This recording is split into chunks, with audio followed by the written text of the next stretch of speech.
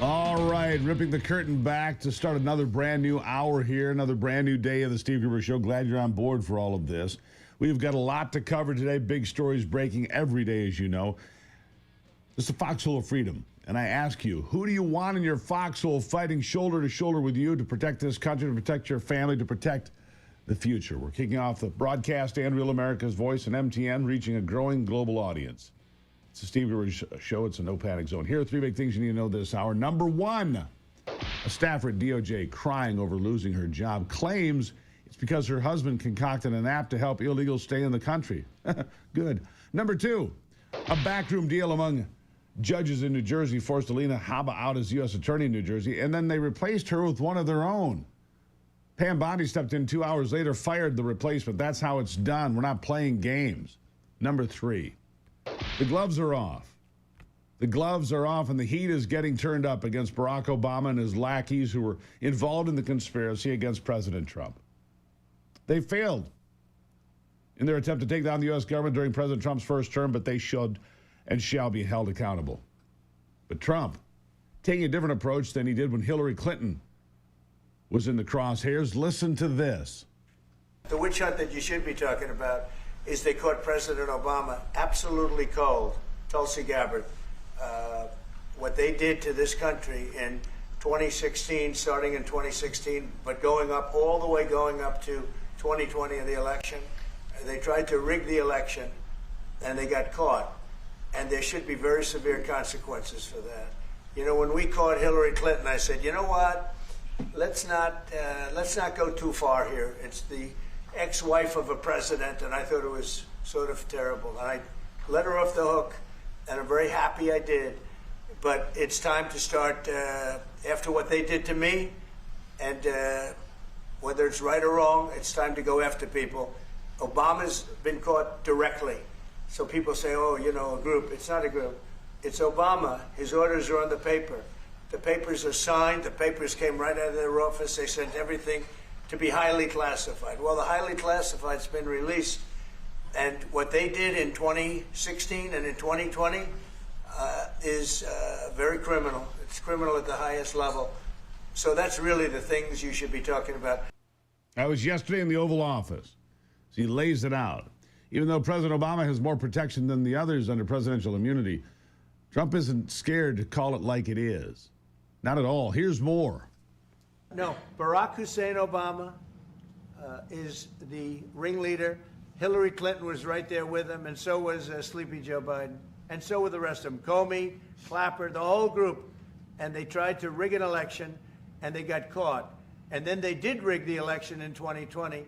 And then because I knew I won that election by a lot, I did it a third time, and I won in a landslide. Every swing state won the popular vote. But I won that all the same way in 2020. And look at the damage that was caused. He's not alone in that assessment, by the way. Republicans from every corner say there needs to be consequences, prosecutions, indictments, justice served. Here's Senator Marsha Blackburn of Tennessee, who serves on the Judiciary Committee, which plays a key role in legislation regarding national security, something that Obama undermined, crying wolf. Listen. Now the American people know, and they can see what the Democrats chose to do with their time when they were in office. They could not win at the ballot box, can't win in Congress, can't win at the courts, so they've gone to corruption. The bureaucracy and the swamp has got to be drained. These people that are careers over at the FBI and the DOJ that have participated in this need to be shown the door. There are prosecutions that should take place. This is weaponizing the federal government against a citizen, against a political opponent, because the American people are not doing what you want them to do. This is the kind of thing that we thought was going on. We had some pretty good ideas it was going on, some pretty good. Yeah, pretty good idea was going on. They had anecdotal evidence, and now we can see it. Should come as no surprise that this passion for accountability does not extend to the Democrat Party. What are they doing? Calling the entire disclosure a conspiracy theory. Oh, really? Listen. Well, listen, what's actually going on here is pretty clear. You have Tulsi Gabbard, who's been out of favor with President Trump since the intelligence agency issued battle damage assessments of the Iran strike that were not consistent with what Donald Trump was saying. So she's been in hot water and been trying to get back into favor. And then you have a president and President Trump who wants people to talk about anything other than the Epstein investigation, which he is very, very clearly worried about, the release of the Epstein files. So what's happening is Tulsi Gabbard's trying to work his way back into the good graces of Donald Trump by fabricating this conspiracy theory to try to placate Donald Trump. That's what this is all about. Fabricating the conspiracy theory. I guess she just created these documents, more than 100, that show step by step and who was connected. She's just creating that out of thin air. No, sir. That's Representative Jason Crow. He's following the Democrat playbook. Deflect, deny, and lie. Tale as old as time. The criminals now claim that they never insisted that the Russians hacked the election, just that they attempted to interfere. But then where did the media get these talking points back in 2017? Listen. Russia hacking the election to elect Trump is the end of our democracy. Votes were definitely affected. Russia hacked the election to tilt it to Mr. Trump. The Russians definitively hacked the election. Russia did hack the election. No doubt. The Russians hacked the election. Yes, Russia hacked the election. Fact, Russia hacked the election. President-elect Donald Trump still not sounding convinced that Russia hacked the election. The president does not want to come to terms with the fact that the Russians hacked the election. President Trump says he still wonders if the Russians hacked the election. If you can get him to accept that Russia hacked the election, see if you can get him to accept who won the Civil War. If he admits it, it casts a shadow on his victory over Hillary Clinton. Russia hacked the election. Russia hacked the election. Russia hacked the election. Russia hacked the election. Let's be clear, Russia hacked the election. Definitively, Russia hacked the election, and Russia is doing it again now. Election-related cyber hacking. Cyber hacking of U.S. elections. Cyber hacking of the election. Russia was cyber hacking the election. No, they weren't. No, they weren't. And now that the documents have been produced, Tulsi Gabbard is a conspiracy theorist. You see how this works? You make something up and you continue to push it out there. Flood the zone with sewage, as Donald Trump learned and Barack Obama bragged about. Just flood the zone with sewage. It's hard to navigate. There's a lot more where that came from, by the way. We'll let the Justice Department sort that out.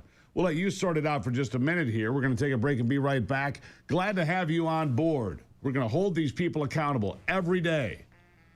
Indictments. We have got to have indictments and follow through. Pam Bondi, come get it. I'll be right back.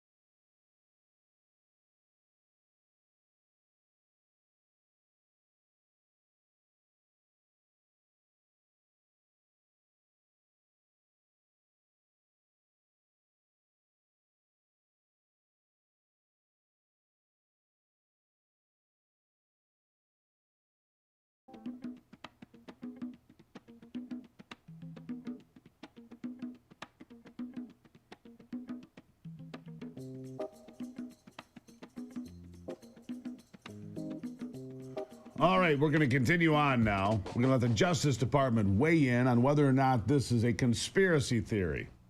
Spoiler alert, it's not.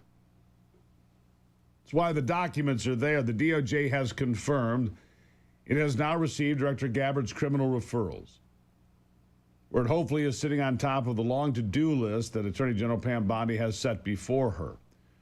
If she's worried about her standing as a result of the Epstein fiasco and those documents, this would be a surefire way to confirm her commitment to the America First agenda. Because with the declassification of these documents, it confirms that the corruption is deep, or maybe far deeper than we even imagined. And it was weaponized for years. How about Barack Obama, 2018, using the Russia hoax to try to undermine the midterms, which they did. Listen to this. What happened to the Republican Party? Its central organizing principle in foreign policy was the fight against communism, and now they're cozying up to the former head of the KGB, actively blocking legislation that would defend our elections from Russian attack. What happened? Seem utterly unwilling to find the backbone to safeguard the institutions that make our democracy work. I'm here to tell you that you should still be concerned with our current course and should still want to see a restoration of honesty and decency and lawfulness in our government. It should not be Democratic or Republican. It should not be a partisan issue to say that we do not pressure the Attorney General or the FBI to use the criminal justice system as a cudgel to punish our political opponents. No, but we do use it to punish criminals, Mr. Obama. You know, we talked on this program oftentimes about how Barack Obama didn't go away. Most former presidents leave. They just leave the scene. Obama, you got a house in D.C., a big fancy palace in D.C., and stuck around. The puppet master. But those strings have been cut, and he knows it. Russiagate, Obamagate, I don't care what you call it. The start of the weaponization of government in a way we have never seen before, specifically against Donald Trump and his supporters. 3 key dates. December 9th, 2016. Obama calls that meeting with James Comey, John Brennan, John Clapper, Andy McCabe, and lays out the game plan. January 3rd, 2017. Chuck Schumer tells President-elect Donald Trump in the Sunday media, if you cross the intelligence community, you've really got it coming. They can get you 6 ways to Sunday. And then 3 days later, the 3 stooges, Comey, Brennan, Clapper, carry out President Obama's vision. They brief President Trump on the Steele dossier, leaving out the fact that it's uncorroborated and paid for in full by the Clinton campaign. Then they leak the dossier to the press, giving it credibility by informing the media that President Trump has been briefed on it. And every day since has been an uphill battle with the deep state and its allies in the media.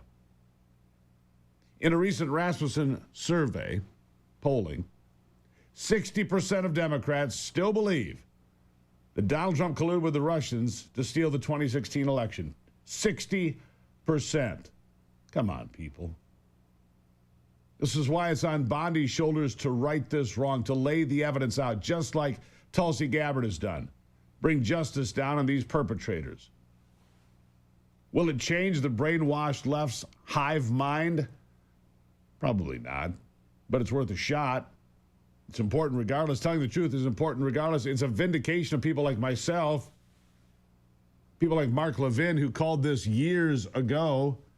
This is a headline from March 2017 from Breitbart. Quote, Mark Levin to Congress, investigate Obama's silent coup versus Trump.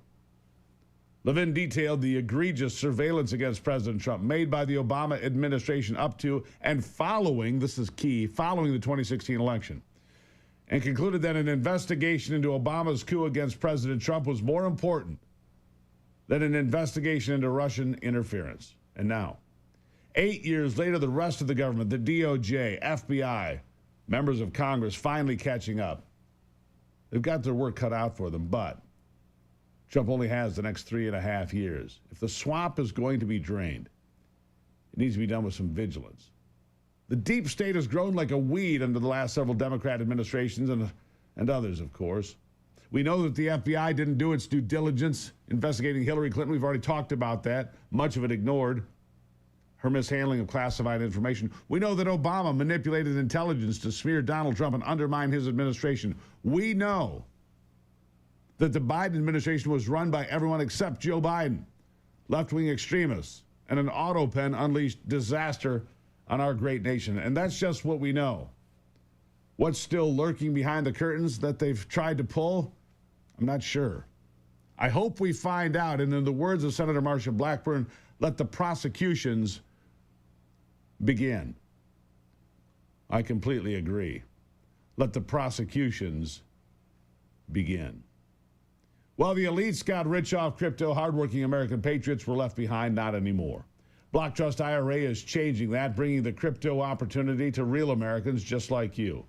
With crypto fueling President Trump's America First economic miracle, now is your chance to join. Their Animus AI trading platform runs 24/7, crushing old school strategies and helping patriots just like you build serious wealth, like the elites. It's been named the #1 crypto tech platform by Bitcoin Magazine. Block Trust IRA offers up to $200 million in protection, and its clients are seeing returns sometimes as high as 250%. Whether you're a teacher, a truck driver, if you're retired or own a small business, doesn't matter. This is your chance. Get up to $2,500 in bonus crypto when you sign up right now. SteveGruberCrypto.com. SteveGruberCrypto.com. Making retirement great again. I'll be right back.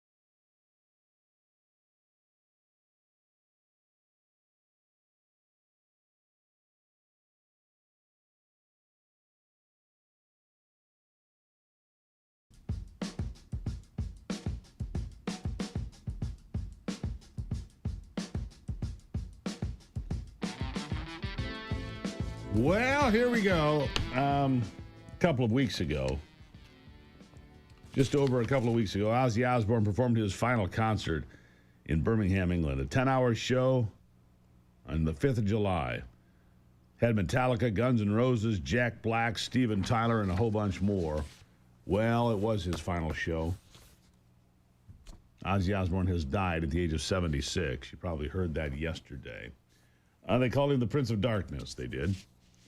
But he has passed away. And so that's the end of that. We wish his family well at this critical time. Hillsdale College. Discover what makes American citizenship unique and why it's in decline. In this free Hillsdale College online course, renowned historian Victor Davis Hanson explores the foundation of American freedom, the responsibilities of self-government, and the cultural forces eroding our shared values today. Here's a preview of what you'll learn. Listen. All right. Don't think we have that yet.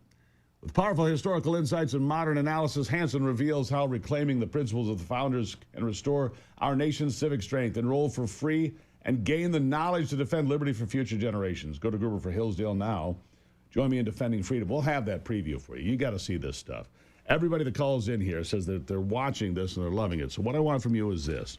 If you've listened to the Hillsdale programs, watched the Hillsdale programs, shared them with people you care about, send me an email. Go to stevegruber.com, send me an email. I want to hear about it. We love them, and hopefully you will too. But I want you to show me these so we can have a moment to share with everybody else, all right? It's free. It's better than Netflix. It's so much better than all of that. All right, coming up, we've got a lot more to cover here today. In fact, we're going to talk about the splendors of crack cocaine. It's one of the, hey, you get it all here. The magic of crack cocaine brought to you by an expert, somebody who understands the intricacies of crack cocaine and how wonderful it can be for you and your family. Make the kids grow up big and strong. Smoke crack today. Okay, we'll be right back.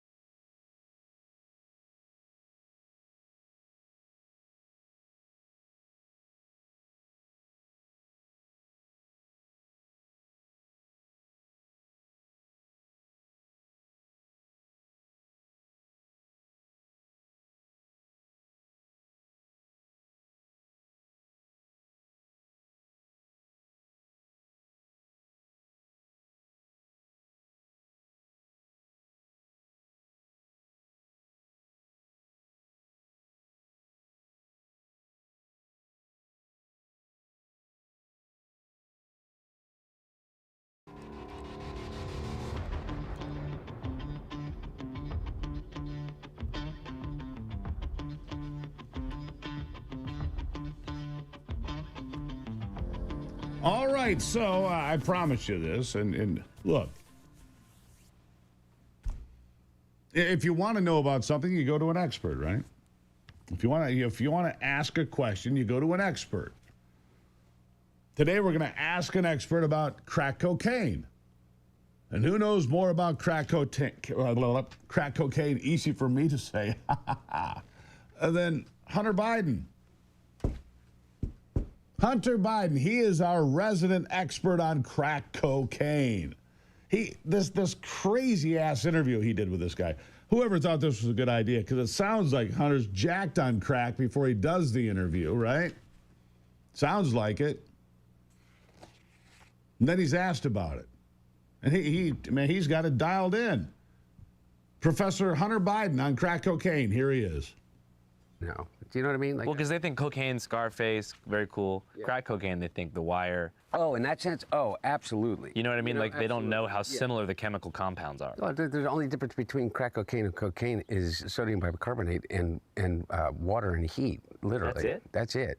And those things are pretty much free if you go to, like, a science store. This is free. You can go to your neighborhood convenience store and just get. Anyway, I don't want to tell people how to make crack cocaine, but it literally is a mayonnaise jar, cocaine, and baking soda. How different is the experience? It's vastly, vastly different. And like for real, I feel really reluctant to kind of have some euphoric discussion. I know you're not asking me to do that, but have some euphoric discussion about crack cocaine. I think this might be kind of the opposite here. Okay, no, it's the exact opposite. I'm saying I don't want to have the experience of some euphoric recall. That's how powerful crack cocaine is. Does crack cocaine make you act any differently? No. Is it safer than alcohol? Probably. People think of crack as being dirty. It's the exact opposite. When you make crack, what you're doing is you're burning off all the impurities so that it combines with the sodium bicarbonate, which makes it smokable. That's all. You know, all of these actors and, you know, people in the past that talked about they had a problem with cocaine and freebasing, and they were smoking crack. So straw on the stove is the same thing? Not exactly, but close to it. But it's a little bit different. But anyway. Wow. Now you've got your lesson in crack cocaine from an expert. And he says it doesn't make you act any differently. Do you believe that? I've got evidence here that seems to contradict that, because I'm going to take you to a different part of this interview, this strange 3-hour rambling, rage-filled crack exploration. Here's another clip you might have heard before. Listen. These Democrats say, you have to talk about and realize that people are really upset about illegal immigration. You. How do you think your hotel room gets cleaned? How do you think you got food on your table? Who do you think washes your dishes? White men in America are 45 more times likely to commit a violent crime than an immigrant. These guys think that we need to run away from all values in order for us to lead. I say, you. How are we getting those people back from El Salvador? Because I'll tell you what, if I became president in 2 years from now, or 4 years from now, or 3 years from now, I would pick up the phone and call the president of El Salvador and say, you either send them back or I'm going to invade. It's a crime what they're doing. He's a dictator thug. It doesn't make you act any differently. Hey, I got a question for you, though. Based on that clip, I do have a serious question. Because apparently he has a privileged life. I don't have illegals cleaning my house. I don't have illegals cooking my food, and I don't have illegals doing my dishes. Do you? What kind of life does Hunter Biden live that all these people are doing all these things for him? I'm totally baffled by all of this. Seems to me that this push, and it's the same thing, by the way. You see the Democrats saying the same thing. They're the ones that pick our food, clean our houses, wash our beds. No, they're not. And remember what we learned at that Nebraska meat processing facility a couple of weeks back? It was raided by ICE, and they arrested and deported a whole bunch of illegals that were working at the meat processing plant. They said, well, Americans won't do this job. The next day, they're hiring dozens of people. The next day, the entire place was full. Standing room only of people trying to fill out applications to get jobs at that meat processing plant. So apparently, Americans will do the job. Apparently, Americans will step up and say, I'll roll up my sleeves and I will work. And here's another piece for you to understand about all of this. There is not a single industry in America, not one, where immigrants are the majority. Not one. The reason immigrants get the jobs and Americans don't is because immigrants will do that same lousy job, that tough job, that dirty job, for less money. Often a lot less money. That's the difference. Americans don't want to work for slave labor wages while cutting the meat. They don't want to work for slave labor wages while they're trimming the hedges. They want an actual chance to make some money, $15, $16 or something, but not $5 an hour or less. Something to make it possible. They want a real wage, $15 an hour, something to do a job. They want to be paid reasonably for that job. And that's important for you to understand, because you will hear this narrative that somehow Americans won't do this work and there's not enough work for the people here, and it's all garbage. There are plenty of people here to do the job. Because who's getting crowded out? People at the lower levels of the income ladder, first-timers, young people trying to get jobs. They're the ones being pushed out by the illegals that are willing to work for dirt wages. Yeah. I don't know who Hunter Biden's got doing his dirty work, but apparently the illegals are cleaning his house, cooking his food, putting it on the table, and then washing the dishes afterwards. Must be nice to be a Biden in this country, able to scam millions of dollars by flying around with daddy's last name, work for Burisma, get money from China and Russia and God only knows where else. Those people are also criminals. Pam Bondi, don't let that one go either. All right, we got work to do in all these arenas. Don't let that one get away either, because, well, it's a crime. Speaking of crime, did you know scammers can literally steal your home right out from under you? The FBI calls it house stealing. It's a growing real estate scam targeting American homeowners. And here's how it works. Criminals forge your signature on one document, use a fake notary stamp, pay a small fee, and file it with your local recorder's office. And just like that, your home title's been transferred out. You don't even know it. They can take out loans using your equity as collateral, even sell your house or your property. And you don't know what happens until you get collection notices, and you're like, these aren't real, but they are. Let me ask you something. When was the last time you checked your home's title? My answer was I never had. I have Home Title Lock now. But that's what scammers are counting on. I trust Home Title Lock and their $1 million triple protection home protection keeps your home and equity safe. Here's what you get. Immediate 24/7 monitoring of your property. Urgent alerts if there are any changes. And if fraud should occur, their U.S.-based team will spend up to $1 million to fix the fraud, restore your title, no additional cost. The best part, I've teamed up with Home Title Lock. You can get that title history report for free, a $250 value free. Go to Title Lock, HomeTitleLock.com. Use the promo code Gruber, HomeTitleLock.com. Promo code Gruber, save that $250, have peace of mind today. HomeTitleLock.com, promo code Gruber.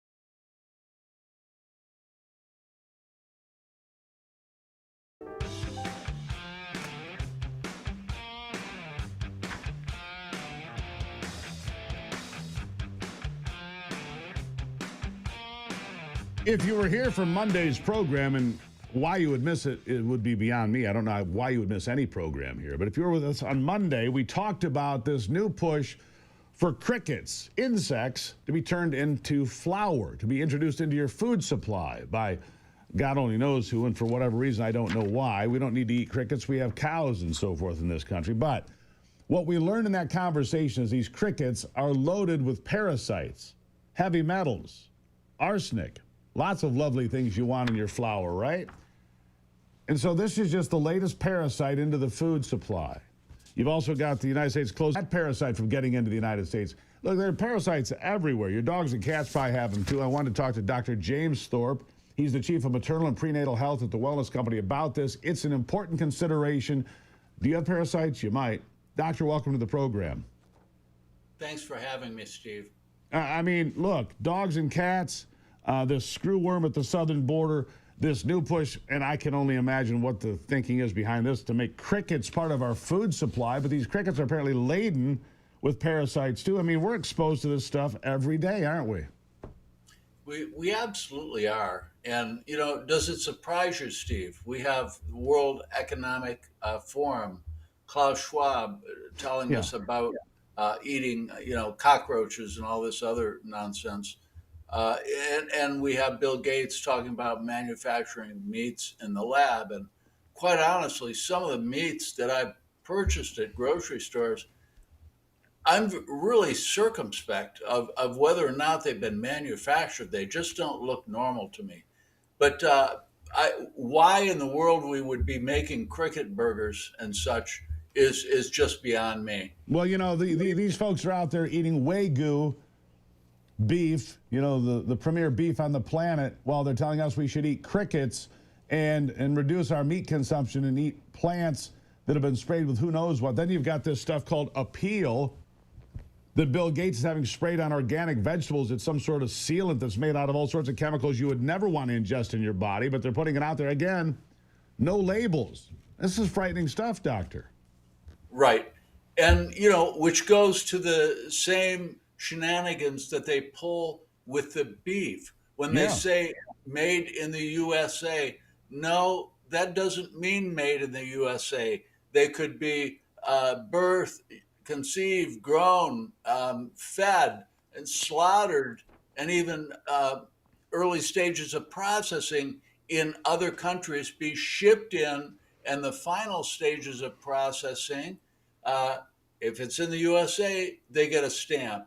And this is exactly why the Wellness Company has launched into our new endeavor, Wellness Farms, because we have a beautiful grass-fed, not grain-fed, grass-fed, vaccine-free, all vaccines, not just COVID-19, all vaccines, antibiotic-free. These are truly grass-fed, the healthiest animals you could eat. So, and let me get this straight. You don't have a cricket farm. You have a beef farm. Just so I'm clear on that, Doctor. I don't want any confusion here. Good Lord. This is important for a couple of reasons. Number one, America's at the lowest number of beef cattle that we've had since 1951. And if you go back to 1951, the country was less than half the size it is now, 151 million people. So having quality beef available is more important now than it has ever been. That's a fact, isn't it? That's absolutely correct. You know, I saw a recent study at the Wellness Farms of the Wellness Company. One cow, you know, there's 3 levels of purchase. You know, you can get 10 pounds for a single or a couple, 20 to 30 pounds for a family. You can buy half of one cow. Now, and just put it in your freezer. Which and half? It is very healthy. Now, what's important is that that's one cow. Do you realize a recent study? You know, I eat McDonald's burgers. I'll confess to it. I like them every once in a while. One McDonald's burger, Steve, has a DNA of 1,300 cows. That doesn't surprise me. That doesn't. It's a shocking number, but it doesn't surprise me. And that's exactly right. If you have beef from one cow, and I've done that on occasion, you buy a quarter beef, half beef. You can do this from the Wellness Farms now. I think it's important. You have a single origin. And again, these cows born here, raised here, pasture raised, slaughtered here, everything about these cows is based in the United States, which means people here are working.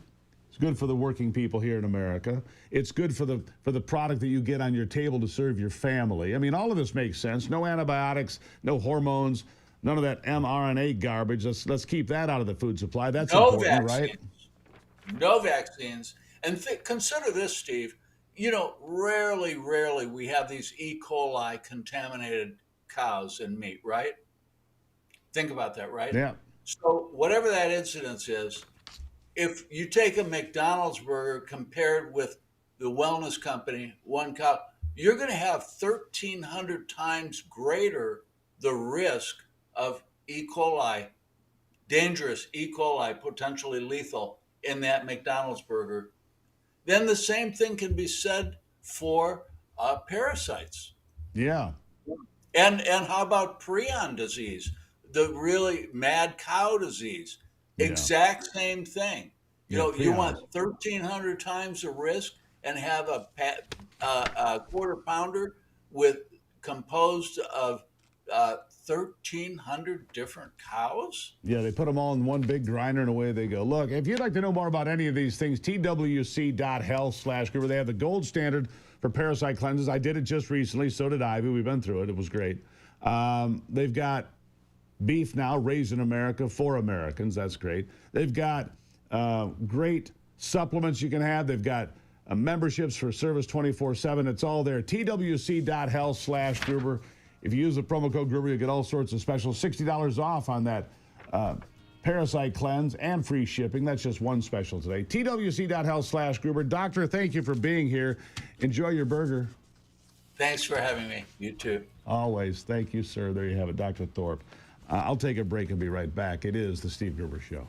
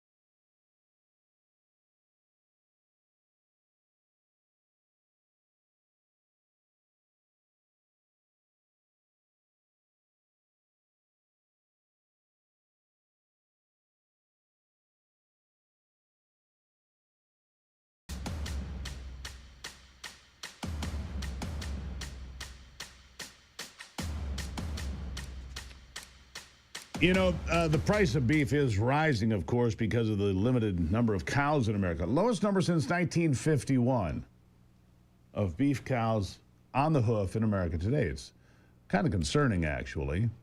If you like burgers and you like steak and you like cows, well, the price is going to go up. I mean, supply and demand's pretty simple stuff.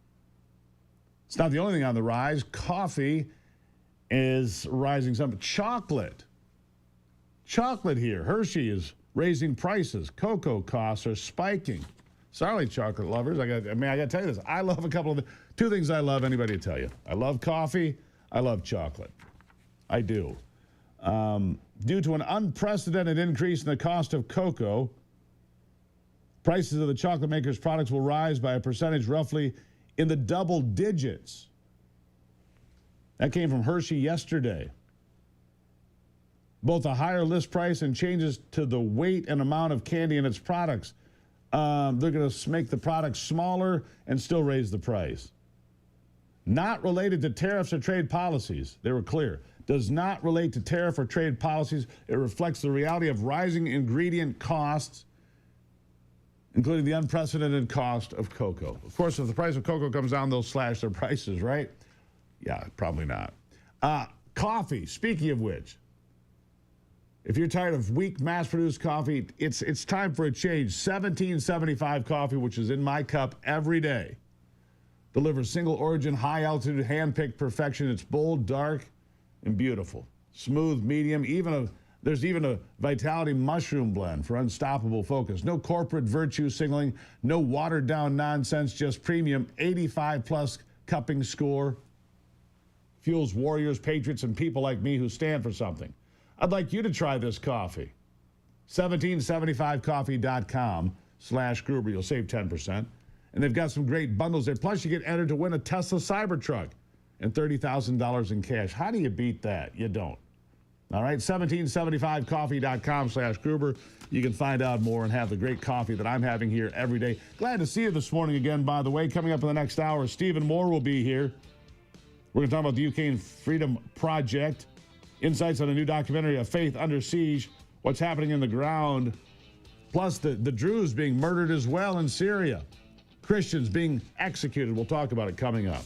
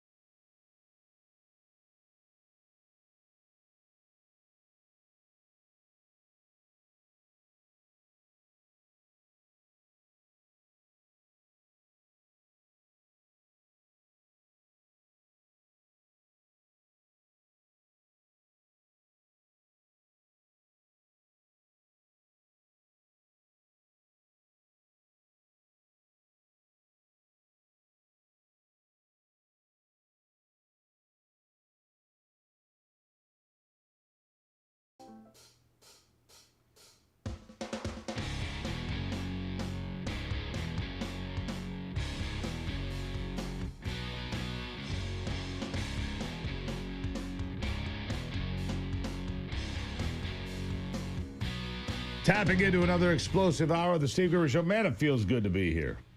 I'm glad you're here live from Studio G, fighting for you from the foxhole of freedom. I'm always asking, who do you want in the foxhole with you to defend freedom or defend your life or anything for that matter? Who do you want standing shoulder to shoulder with you in the most important fights of your life? Well, good question, isn't it? Live in all 50 states and around the world. It's a dirty job, but I'm ready to do it again. Here are three big things you need to know this hour. Number one, another Chinese student arrested for stealing U.S. trade secrets, this time for stealing next-generation missile defense technology. But he's out on bail, $1.75 million. There should be no bail in these cases. Number two, the U.S. Olympic team finally giving in, and they will not allow men to participate in women's sports. Can you believe we ever got to this point in the first place? And number three, we continue to dissect the greatest political scandal in American history. And following President Trump calling out Barack Obama from the Oval Office, the former president responded, calling Trump's statements and those from the DNI bizarre allegations. Meanwhile, others also attacking not only Trump, but of course Tulsi Gabbard for releasing more than 100 documents. They claim she doesn't know what she's talking about. To say the least, she disagrees. So here, this hour, the rebuttal from Tulsi Gabbard, who crushed the denial yesterday by the Obama camp that she has no idea what she's doing or talking about, but she has the proof, and yes, she has smoking guns, several of them. Listen. Is that the intelligence community had one assessment, that Russia did not have the intent or capability to try to impact the outcome of the U.S. election leading up to Election Day. The same assessment was made after Donald Trump was elected by the American people as president in 2016, defeating Hillary Clinton.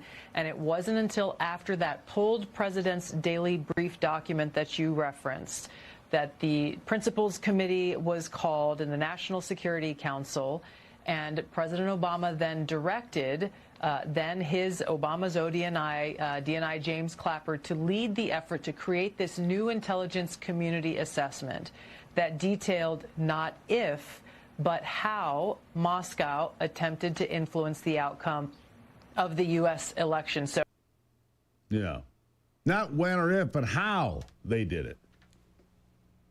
Then she hits them with the undeniable fact. You see, this is the thing. The documents that we've always known. We've always known that this was going on. Last hour, we heard from Mark Levin, who called this out in early 2017. The coup against Donald Trump. The backroom dirty deals.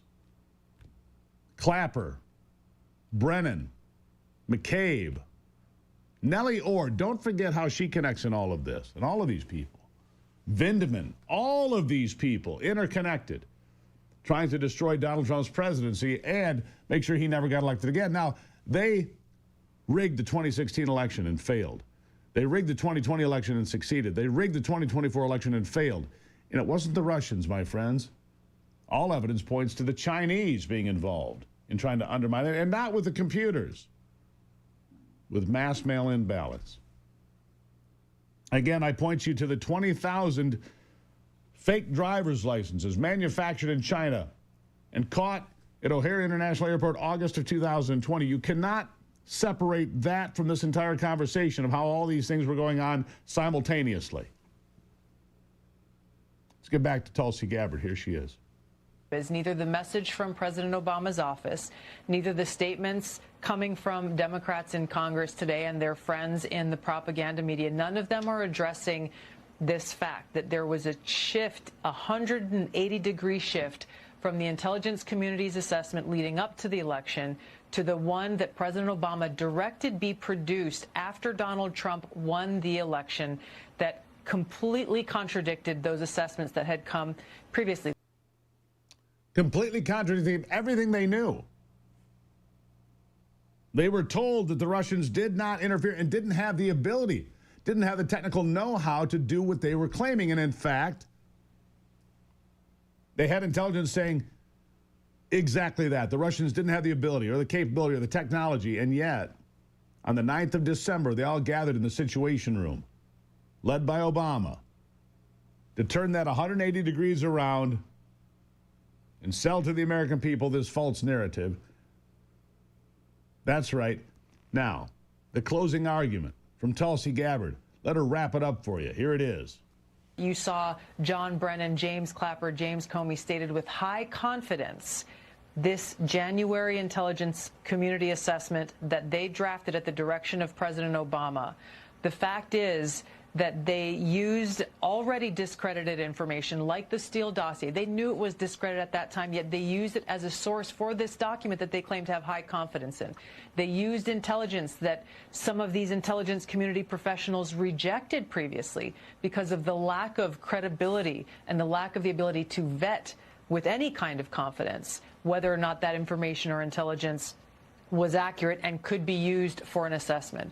There's a long laundry list of facts and intelligence reporting that directly contradict the statement coming from President Obama's office and those who are trying to deflect away from what actually happened, which was after Donald Trump was elected, led by President Obama, there was an effort to create a document that would serve as a foundation for what would be a years-long coup against President Trump, therefore trying to subvert the will of the American people who sent. And one person who's been ahead of the curve on this time and again is Steve Bannon. Can see around political corners better than just about anyone I've ever heard from or known. He's a friend of mine, a colleague here on Real America's Voice and elsewhere. And here is what he had to say yesterday about Trump calling out Barack Obama in his years-long conspiracy against the nation. Go. What the president did today in the Oval Office, in front of a head of state, and a head of state who's really a most important ally in our fight against the Chinese Communist Party, and on global television, called out for the first time in our history another president, another commander-in-chief for high treason, and named the co-conspirators. And took, I think, if I clocked that right, about 9 minutes, and came back to it 2 or 3 times and reiterated and walked through the whole plot. And what's even more jaw-dropping than that is Obama actually took the bait and responded today. This is how concerned Barack Obama is about these charges. They actually put out a statement, so it's game on right now. And this could not get more serious. What's so interesting about their statement? It's another bald-faced lie. Remember, 3 or 4 weeks after this group met, they decided to, or right around that time, they decided to throw out 73, I think, Russian diplomats and senior officials. So they, the first, and this is how they were manufacturing the evidence, they made it up that it was direct interference to help Trump. That's a total lie. They manufactured the ICA. They had the Washington Post in on it, David Ignatius in on it, the entire team over there. And this thing's exploding. And it's exploding enough, Natalie, that Obama felt compelled to have his spokesman actually give a response because, like I said, Trump did it in the Oval Office in front of a visiting head of state and on global television because this thing's gone all over the world. There you go. You got it. Anyhow, unprecedented, unbelievable. He just nails them to the wall. Steve Bannon, we're going to have him back on the program here soon for a stem winder, as they say, all right? Take a break. It's the Steve Gruber Show, trying to keep you informed as best I can.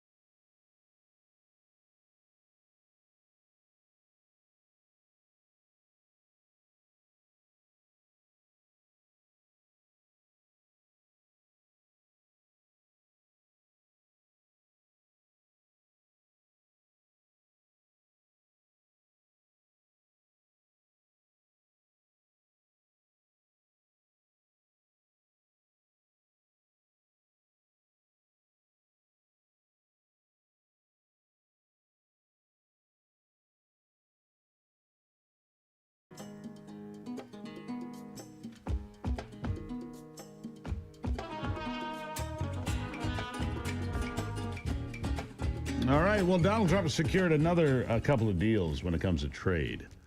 Important was the president of the Philippines was in the Oval Office yesterday when all those fireworks were going on concerning Barack Obama and all the, all the connecting of the dots to say that Obama and Obamagate and Russiagate had all come together. So Trump secured a historic deal with the Philippines on trade. That happened. All right. And then Japan as well. A $550 billion. This is a big deal, larger than the Philippines, obviously, but they're all important. And the fact of the matter is they're all working. A massive $550 billion trade deal reached with Japan. Here's what Trump wrote on Truth Social. We've completed a massive deal with Japan, perhaps the largest deal ever made. Japan will invest at my direction $550 billion into the United States, which will receive 90% of the profits. This deal will create hundreds of thousands of jobs. There's never been anything like it.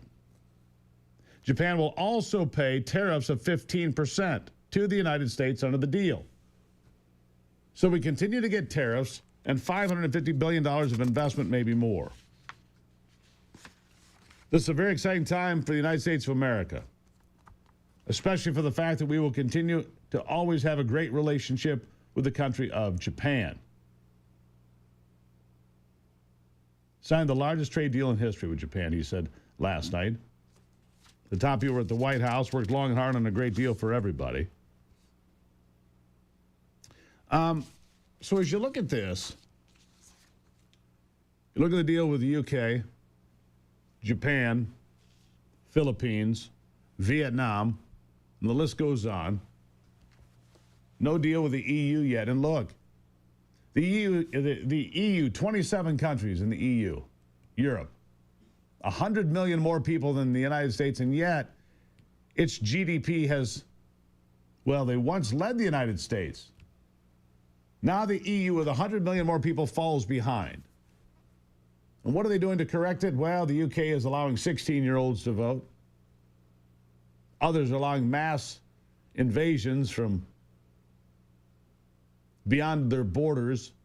Not going well there either. So what are they doing to compete to protect themselves? Not a hell of a lot would be the answer. Not a hell of a lot. In fact, I would say that they're in real trouble over there. A lot of things that I see. Here at home, we're cleaning up other messes as we continue to secure trade deals that make sense for America. And they really do make sense for America, and they really are important. And it has not increased inflation. It has not increased spending for you. In fact, confidence in the economy continues to rise under Donald Trump. And a brand new poll from Rasmussen shows one very good number and one very bad number. The good number is Trump +1. He's gone back above at +1 in approval numbers. And look, I trust Mark Mitchell and Rasmussen. I don't trust many others. In fact, almost no others. The bad news on Mitchell's reporting, people are still concerned about Epstein, and on the generic ballot, Democrats lead by 4. So that's a problem. Democrats lead by 4. Meanwhile, when I say there's good news and bad news, you've got the Democrat all-electric United States Postal Service fleet. $6.8 billion spent. $6.8 billion spent so far. They've gotten 250 vehicles. Yeah. Here's a press release from the Biden administration back in 2022. The United States Postal Service today announced that it expects to acquire at least 66,000 battery electric delivery vehicles as part of its 106,000 vehicle acquisition plan for deliveries between now and 2028. So that was 2 years ago, 3 years ago. 3 years ago. 66,000 EVs. The Postal Service anticipates at least 60,000 next-generation delivery vehicles. 75% will be battery electric. You know how many they've gotten? 250. 250. We've spent $6.8 billion, and we've gotten 250 electric mail trucks in 2 years. The nearly $10 billion project, which called for more than 66,000 vehicles to be completed by September of 28, funded in part by the $3 billion in funding from the Inflation Reduction Act, that Green New Deal boondoggle, cost you piles of money, delivered almost nothing in return. 250 vehicles. Ask yourself, how much diesel could you buy for $10 billion? How much gasoline? How many vehicles could you buy that were efficient hybrids, gas and electric, that could churn out 50 or 60 miles to the gallon while delivering? The recklessness with your money is unprecedented. That's the recklessness with your money is unlike anything we've ever seen before. And that's true. They went out there with an agenda, but no plan. We might be able to get some of this money back.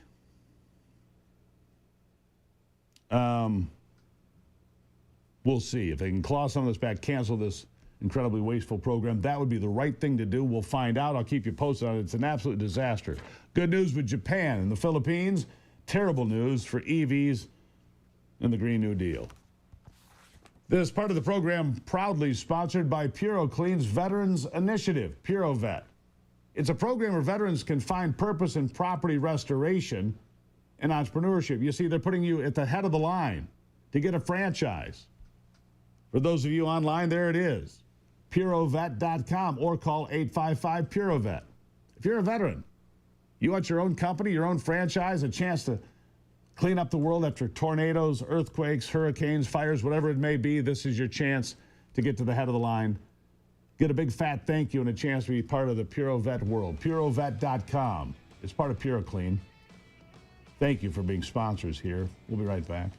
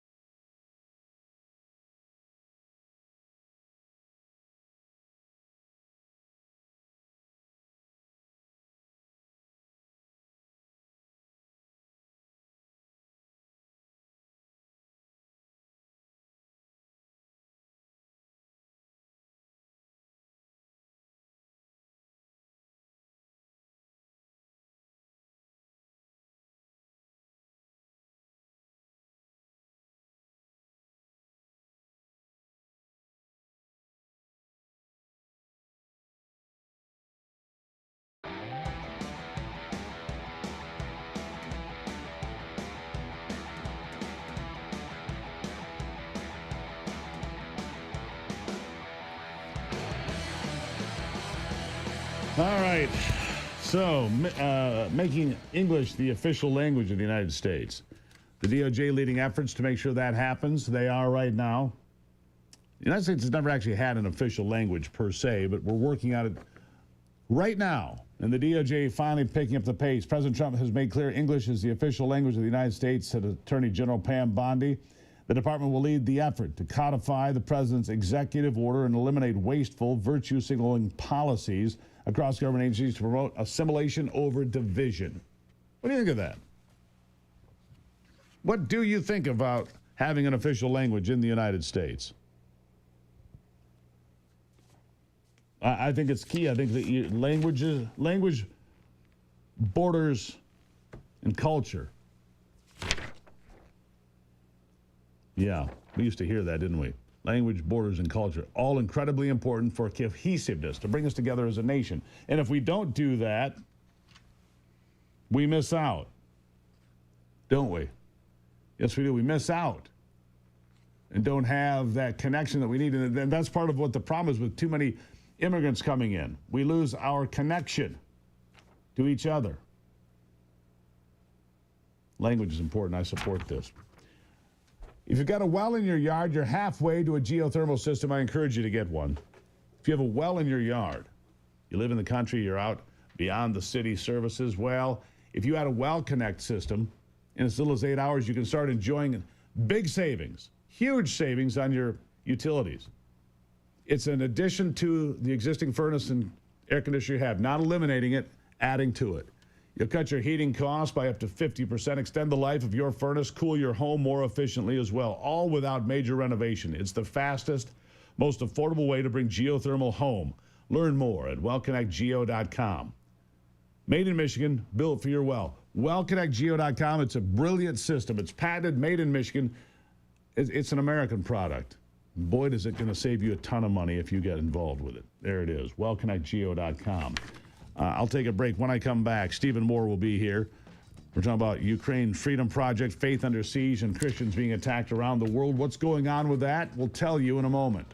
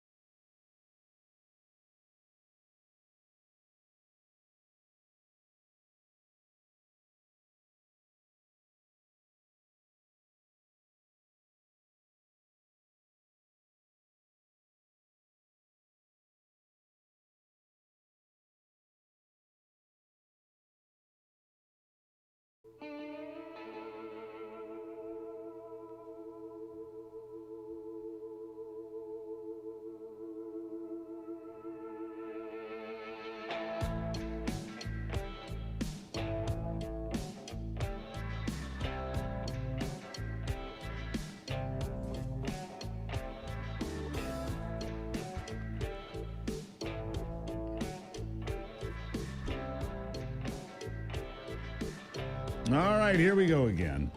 Back into it. And it's like I see headlines like this every single day. Every single day. A U.S. Chinese citizen has pleaded guilty to stealing space-based missile detection secrets, and yet he remains free. Remains free on $1.7 million of bail. Right? A dual U.S.-Chinese citizen employed as an engineer at a Southern California company admitted to stealing U.S. trade secrets for the next-gen national security technology. Chen Guangdong. Where do they get these names? Chen Guangdong of San Jose, 59, pled guilty to one count of theft of trade secrets. He remains free, $1.75 million. U.S. District Judge John Walter scheduled sentencing for late September. Prosecutors say Young faces a statutory maximum penalty of 10 years in prison. I'm going to take the over-under on this. I'm going to take the under. He's never going to show up. He's never going to show up, is he? No, he's not. We have our guest now. Yeah. So we'll see what happens with that. Meanwhile, Stephen Moore is with me, former House GOP Chief of Staff turned CEO of the Ukraine Freedom Project. And he has insights in a new documentary, A Faith Under Siege, what's happening on the ground in Ukraine and the horrendous abuses against Ukrainian Christians under occupation. Stephen, good to have you on the program. Hey, Gruber, great to be with you. Glad to have you here. All right, so I've been following the execution of Christians in Syria. Good God, just rounded up and shot in groups, whole families. We're doing nothing about it. What's happening to Christians in Ukraine, and what are we doing about it? Well, Vladimir Putin has shut down every church in occupied Ukraine that he does not control. I was in church on Sunday. My pastor, there was not a Russian soldier at the door. And if you're trying to go to church in occupied Ukraine, you're going to greet a Russian soldier. And if just having a Bible study in your home is punishable by 20 years in prison. So the worst things in the world are happening to the 2.5 million Christians who live in occupied Ukraine. So why is nobody hearing about this? Why are we only hearing about this now? This should be something that would be front and center. It's not. The war in Ukraine has dragged on for a long time. Go ahead. I've been telling everyone I know for about 2 years.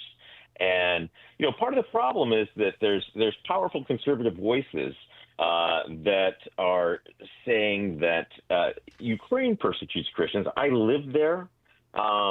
And it's just not happening. And so, you've got me, with my little organization reaching out to everyone I can. And you got Tucker Carlson, who is, the guy's wrong on Israel. The guy's wrong on Ukraine. And, a lot of people listen to him. So why is this not getting out? Not because I haven't been trying every day for 2 years. When you say he's wrong on Ukraine, elaborate on that. Yeah, so Tucker Carlson, there's a myth going around the conservative community, and propagated mostly by Tucker Carlson and Candace Owens, that Ukraine is persecuting Christians. And what's happening is that there is a church called the Ukrainian Orthodox Church. It is the branch of the Russian Orthodox Church inside Ukraine. And so the Russian Orthodox Church is not a church like you and I would think of one. It's a working arm of the Kremlin. And, Patriarch Kirill, the guy in charge of the church, has said he's declared a holy war on Ukraine and the West. And again, my pastor last Sunday didn't declare a holy war on anybody. And he has said, if you die fighting in Ukraine, all your sins will be washed away. So that's the Russian Orthodox Church. They're weaponizing religion. The Ukrainian Orthodox Church, their clergy report to Kirill. They've been doing so all their lives. And so what Tucker Carlson is casting as a religious freedom issue is a national security issue, because there's several thousand clergy that that again, they're inside Ukraine, all of Ukraine, and they've been reporting to the Russian Orthodox Church all their lives. And they've, there's about 100 of them on trial for things like targeting artillery for the Russians, or hosting the Russians in their church. As the Russians are fighting against Ukraine, they're using the Ukrainian Orthodox Church as a refuge. So, and it's a smokescreen. And what's really happening is that Russia, Vladimir Putin has killed 49 faith leaders in Ukraine, pastors, priests, rabbis. And it's because people of faith, Christians, they have one leader. Always done it's Jesus Christ. The Russians, the Chinese, they've always done that, of course. It's part of the communist it's nothing new. Doctrine. That's correct.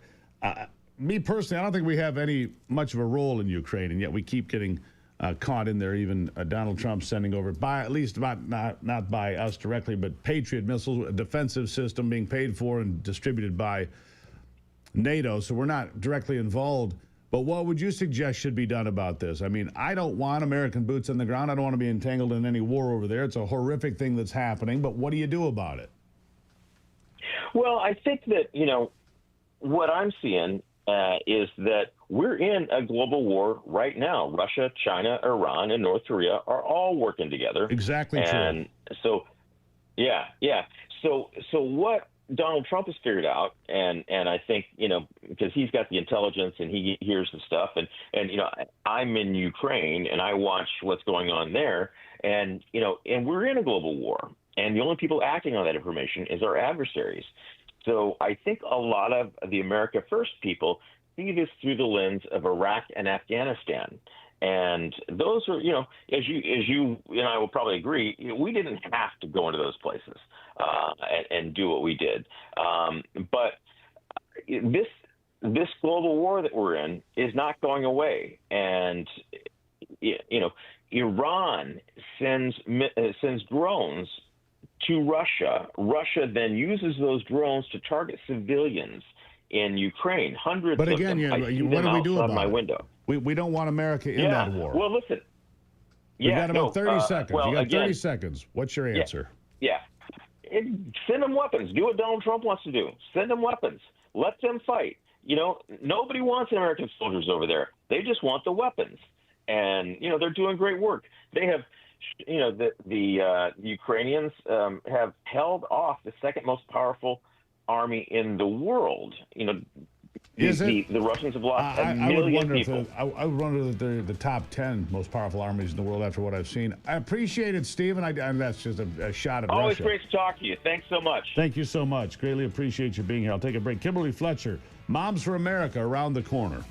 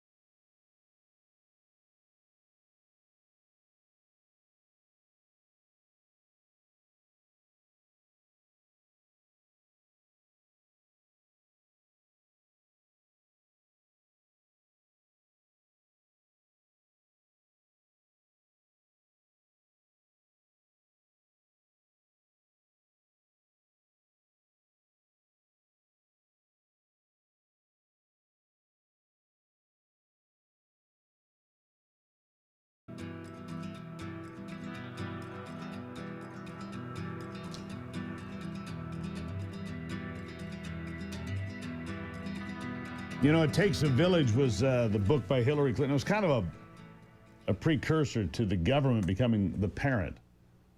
The government took fathers out of the home. If you want more welfare money, keep dads out of the home. So they weaponized against the nuclear family decades ago.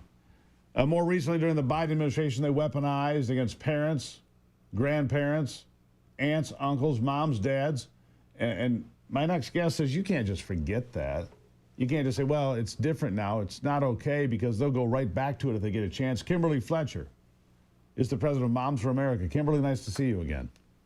Nice to see you. Always good to be on the show. You know, we can't just forget this, Kimberly. We can't just say, oh, it's different now because Trump's in. No, a lot of those people are still there, aren't they?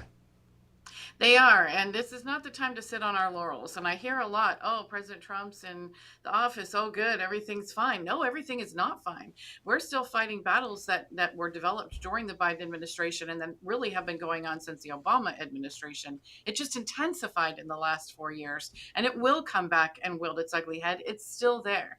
We have families who have been really just brutalized by our own government.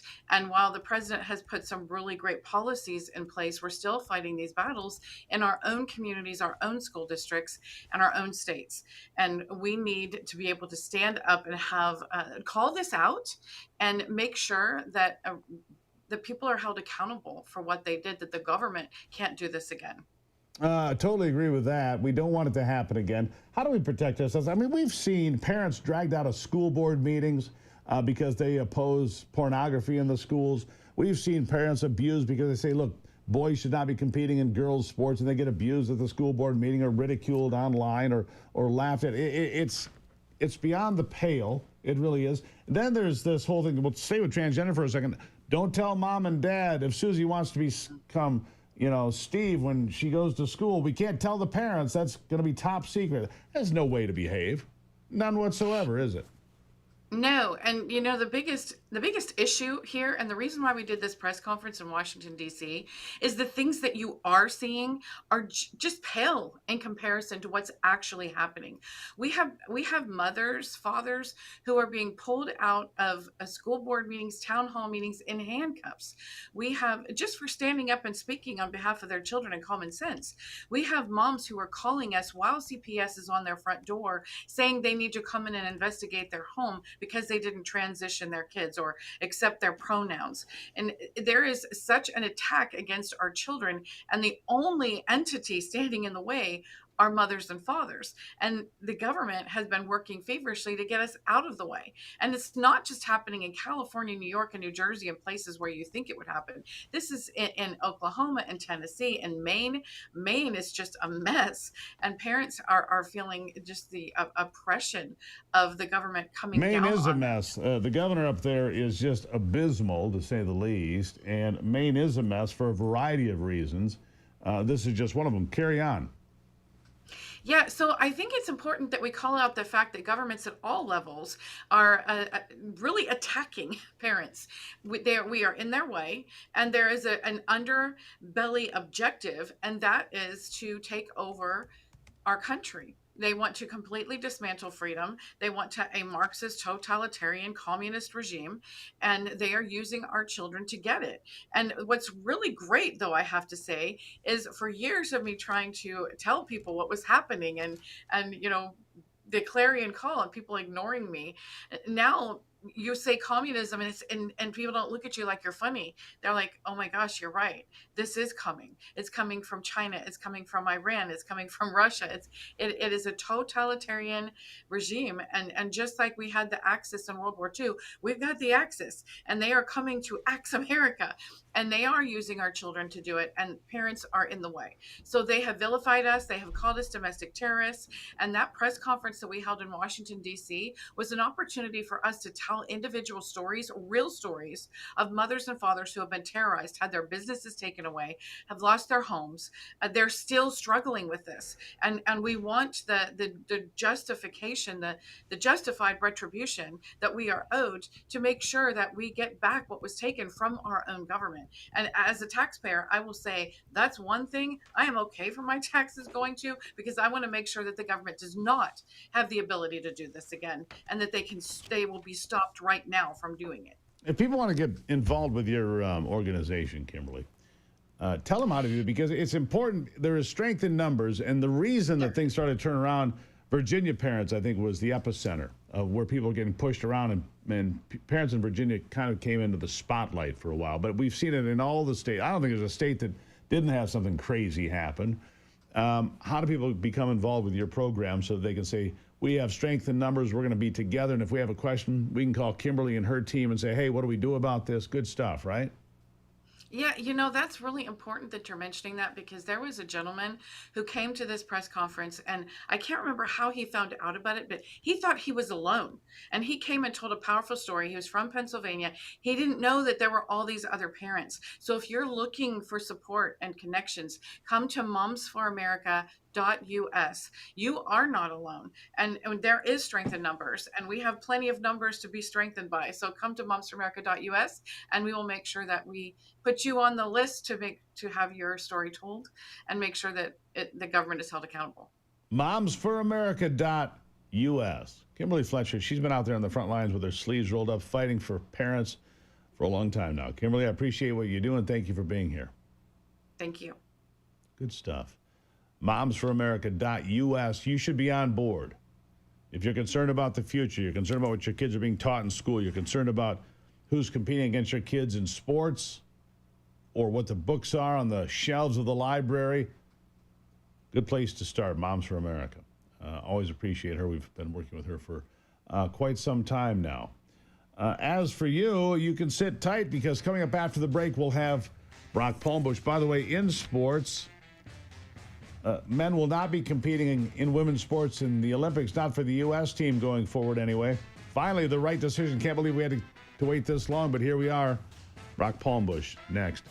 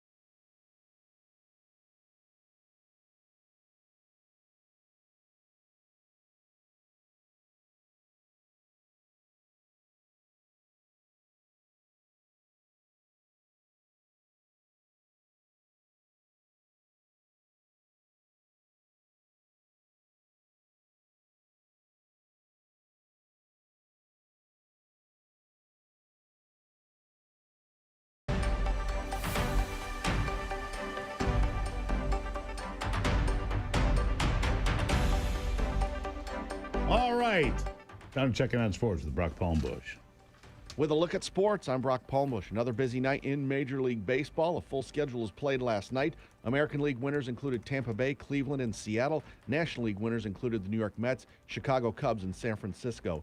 In Seattle's 1-0 victory over the Milwaukee Brewers, Cal Raleigh hit his Major League leading 39th home run, and it broke the Brewers' 11-game winning streak. In the WNBA, there were 5 games. Winners were New York, Minnesota, Dallas, Las Vegas, and Los Angeles. Also, future Hall of Fame tennis player Venus Williams won her first-round match at the D.C. Open in Washington, D.C. last night, beating American Peyton Stearns in straight sets. At 45 years old, Venus is the oldest woman to win a tour-level match since Martina Navratilova did so back in 2004 at the age of 47. That's a look at sports. Back to you, Steve. All right, Brock, thank you for that. California legislation, check this out. Oh, only in California would you get something like this. California legislation would fine a store if their shopping carts get stolen. If somebody commits a crime against a store and steals their property, they're going to go after the store.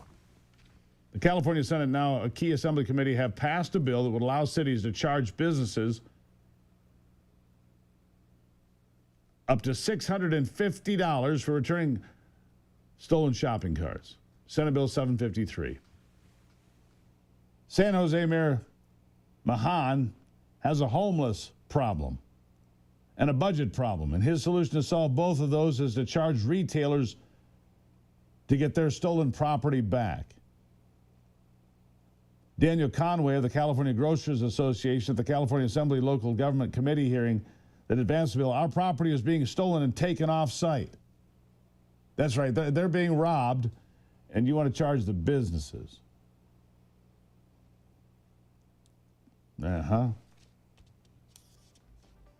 Anyhow, only in California would you charge the victim of a crime to have it rectified. Remarkable, isn't it? Not really. Not really surprised, are you? No. Jay DeBoyer will be with us next hour. Ron Rademacher as well. Don't go anywhere.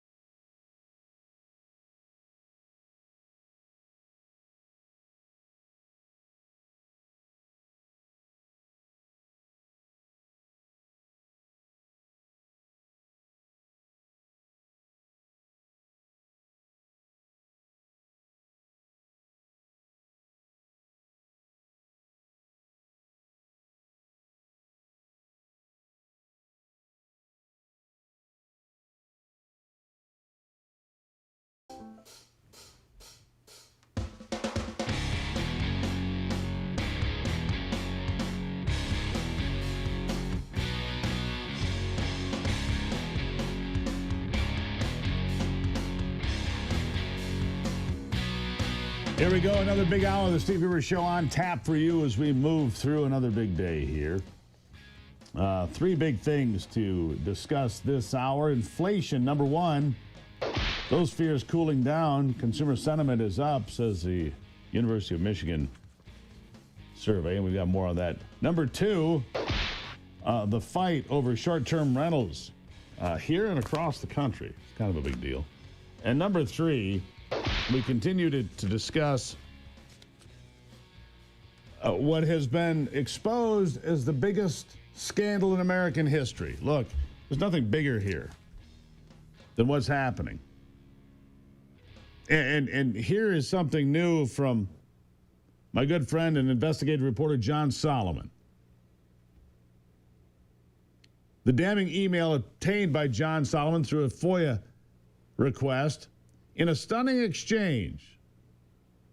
Then Director of the CIA, Mike Morrell, turns to fellow director John Brennan and asks if he would join in toppling the United States government during a November 3rd, 2020 election. Brennan not only agrees, but also expresses gratitude. Morrell, can I add your name to the list? We'll be adding Leon Panetta, Sue Gordon, Jay Johnson, George, Lisa Monaco, and Mike Rogers, and working on adding, not that Mike Rogers, by the way, and working on adding Dan Coates, Mike Rogers, Tom Bossert, and a lot of other IC career folk. Trying to give the vegetable, yeah, this is what he says, trying to give the effing vegetable, particularly during the debate on Thursday, a talking point to push back on Trump on this issue. John Brennan says, okay, Michael, add my name to the list. Good initiative. Thanks for asking me to sign on. 2020 was a fraud. The Chinese were involved on the outside working in. These people are on the inside working out. It's one smoking gun after another. One smoking gun after another, and it just, I can't seem to find enough of it. It is absolutely remarkable how much dishonesty was being moved around. I mean, it's all dishonest. Every bit of it is dishonest. And corrupt and illegal. And Barack Obama wants to come on and call it a conspiracy theory. Is this email a conspiracy theory? No, it's a damn email with people's names on it. Pretty simple stuff, actually.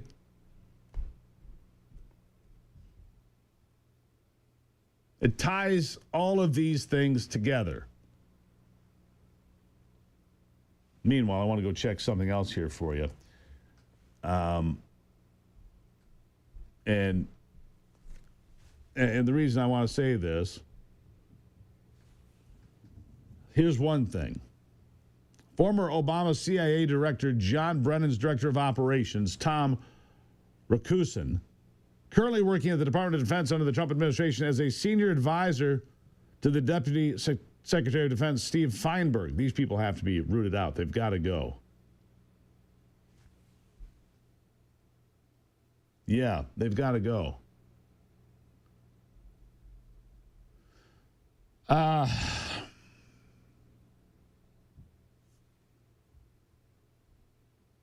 The letter, let's see here.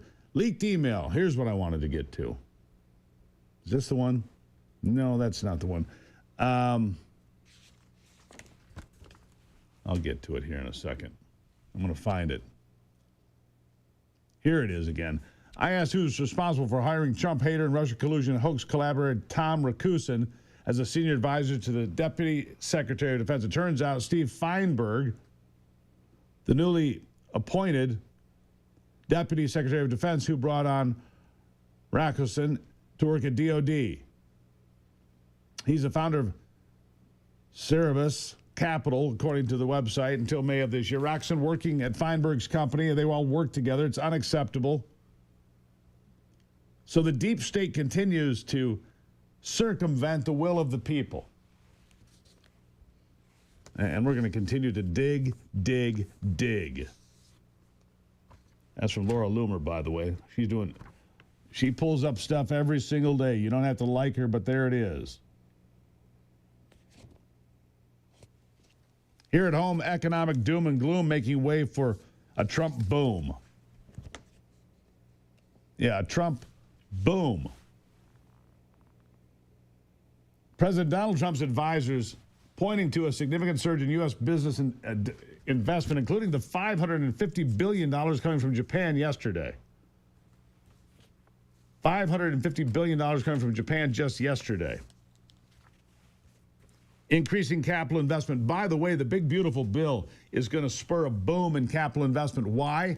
Because you can write off the entire investment in the first year. You go about, let's say you go buy a $100 million truck for your business. a $100,000 truck for your business. You could write it off the same year. You can reduce your taxable income by $100,000 right there. And you can do that even if you're making payments on the truck. Let's say you bought a $100,000 truck and your monthly payments are $1,000, whatever. You're paying $1,000 a month, but you just reduced your taxable income by $100,000. You might have put $30,000 or $40,000 into your pocket on the bottom line. It creates more economic opportunity for your company right now. Vehicle has to weigh more than 6,000 pounds. You can go buy a jet. If your company, you cannot buy an asset that's bigger than the value of your company. You can't go buy a $70 million jet on a company that's worth $10 million. You can't do that. But if you have a company that's worth $100 million and you want a G20 that's $70 million, buy it, reduce your taxable income by $70 million. Bam! Puts more money to work for everybody else. So there's a lot of optimism out there. Strong back-to-back growth. It's a two-quarter run, the strongest back-to-back growth since 1997, said Scott Bessent. CapEx comeback. Noting business equipment production jumped 11% in the second quarter after a huge 23% gain in the first quarter. The two-quarter run, the strongest back-to-back growth since 1997. Capital expenditures up 16.6% in the first half of 2025, and it's going to get bigger. Because you can make capital investment. By the way, this runs until 2030. You mean massive capital investments until 2030.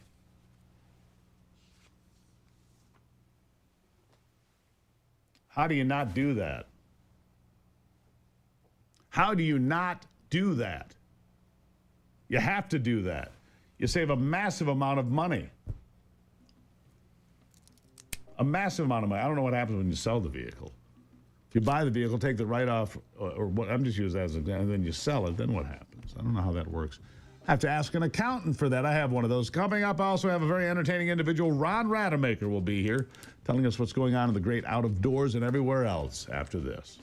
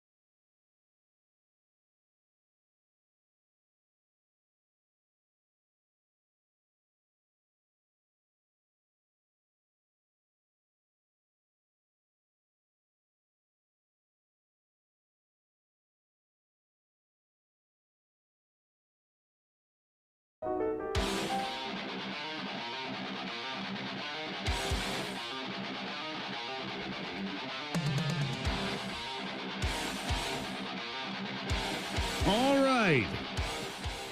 Here we go. I've got the guy here. We found him. He said, he asked me this question. Well, what is the best fair out there? Well, some competition for that. I have an affinity for the greatest fair on earth, I think they called it, something like that. Hillsdale County Fair. That's where I went. My grandparents lived in Hillsdale when I grew up, and we would go there. Anyhow, Ron Rademacher's eating more cotton candy and elephant ears than you, pal. Keep it in mind. He joins me now. Ron, welcome to the program. Corn dogs forever, baby. Corn dogs forever. You know, they used to have these things, and for whatever reason, I've never found them on the. I think they called them fat balls. It was at the Hillsdale County Fair. It was like the size of a baseball, maybe bigger. It was fried dough that they would split in half and fill with like chocolate and vanilla pudding. It was like heart attack in your hand. Anyhow, I loved them. I want it. I want it. Yeah, it's like a giant hush puppy filled with pudding or something. It was great. I just don't know. I don't know how they could let that slip by in this day and age. You know, exactly. we were talking about county fairs. That was the question, and you said Hillsdale was your favorite. So we did some research, and it was known as from Fort Wayne all the way to Lansing, Ypsilanti, all over. It was known as the most popular fair on earth. Oh, that's what it was. It's the origin of carnival sideshows. That's the first place where carnival sideshows were introduced to county fairs. Happened in 1861. They noticed that there weren't a lot of men around because they were off fighting the war. And I did not, this is an exact quote, so it's not my language, so don't get too mad at me, but one of the first sideshows was of a fat woman. That's not a bearded woman, a fat woman. Right. And they had a glass blower. So I don't know how those two fit together, but it was so popular that sideshows eventually ended up in all of the county fairs all over the country. So way to go, Hillsdale. Yeah, and made popular because the railroad would come through there. Yes. Yeah, pretty cool. Yeah. It's a good little bit of history there, Ronnie. Well done. Well, we always try to have a little bit of the backstory, other than the fact, Hillsdale's a pretty cool area. But I did not know that about that county fair, and we do like to get around to them. And August is the month, so as we get through August. Another cool fair I'm going to very shortly is Copperfest in Ontonagon. Anthony was just up in that neck of the woods, as we say.